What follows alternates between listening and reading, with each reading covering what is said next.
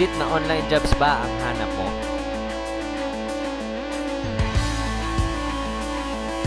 Baka eto na ang hinahanap mong video. Dahil sa video na ito, ituturo ko step by step paano magtrabaho online. First step, kailangan mong mag-register sa onlinejobs.ph. Ilagay mo lang yung full name mo, email address,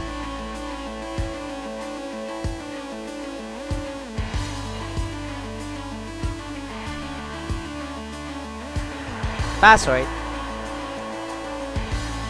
at i-check mo yung mga uncheck na buttons. Ang tamang sagot sa tanong na to kung ano ang pangsampung gulay sa bahay kubo ay upo.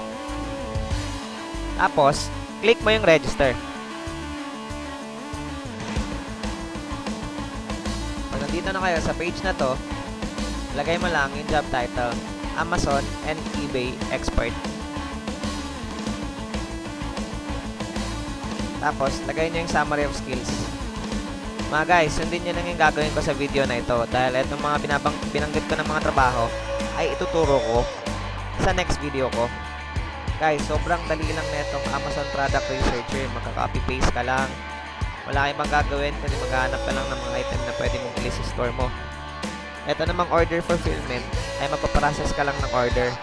Parang kagaya ng sa Lazada, i-fill up mo lang yung address, pangalan ng order, tsaka yung item na in-order nila.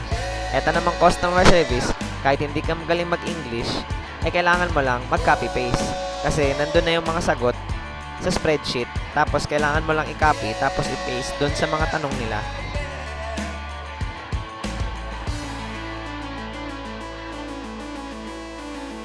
Namang sa eBay, ay magka-copy-paste ka lang din. Kagaya ng trabaho mo sa Amazon, pero yung pinagkaiba lang is kailangan mong i-title optimize yung title. Tsaka depende din sa client mo kung gusto nilang i-improve pa yung title na gagawin mo dun sa item na ililist mo. Lagay mo lang is 30,000. Pero actually talaga, yung pinaka-minimum na matatanggap mo pag bago ka pa lang is 20,000 to 100,000. Depende yan sa trabaho na gagawin mo.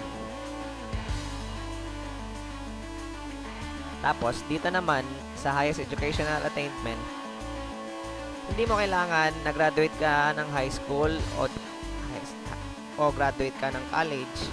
Basta manood ka lang ng mga videos ko kasi ituturo ko step by step kung ano yung mga trabaho na pwede mong gawin online. Lagay ko dito, bachelor's degree.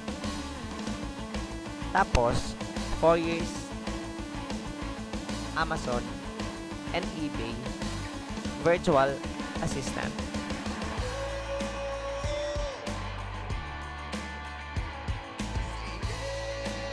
Tapos lalagay ko dito, unemployed. Syempre kasi bago pa lang kayo, wala pa kayong client, so lagay nyo lang unemployed. Tapos dito sa hours is 40 hours. Tapos dito sa date of birth, guys, tandaan nyo, ang 40 hours is full time. Ang 20 hours is part time. Tapos check mo lang yan, tapos click done. Tapos dito naman sa section na to, lagay mo lang random. Kahit anong mga stars, ilagay mo dyan, data entry, 5 stars, mention, Excel, human source, blah blah blah, and so on. Basta guys, tandaan nyo, kailangan nyo i-check lahat ng stars na yan. Para mas mataas yung chance nyo na matanggap kayo agad ng client or makita agad yung profile account nyo. Yan, check nyo lang yung lahat yan. Check nyo to. Check nyo lahat to. Pagkatapos, pag na-check nyo na lahat, click nyo yung I'm done. Tapos, meron na kayong account sa OnlineJobs. Sa next video ko, ituturo ko kung ano yung mga trabaho na pwede mong gawin sa Amazon tsaka eBay. Please click like, subscribe, and hit the notification bell para sa mga susunod kong videos. Salamat!